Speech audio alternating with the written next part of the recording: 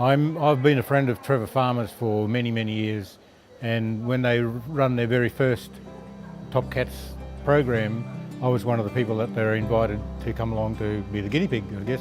I hardly even recognised the person that went along to that one. We all come in here with some stuff. And the first thing I want you to understand, guys, we're all a product of our past, but none of us have to be a prisoner to our past.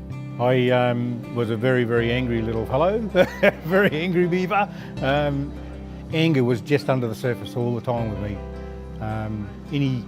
Any little tiny thing would trigger an explosion, basically. It's only through these programs that I've learned how to deal with or handle people that are complete different personalities to me. What would you say about that person if they were standing next to you? And if you let that be your guide, gossip would not exist. Is you are treating this world the way you allow people to treat you. I was also in a very crappy marriage. Nothing was going right, basically. Top Cats basically sorted out a lot of my emotional issues and learning the gifts that they expose in this program really opened up my eyes to where I actually fit in life. Made a huge difference. Have you connected to the amazing person that you are and what you bring?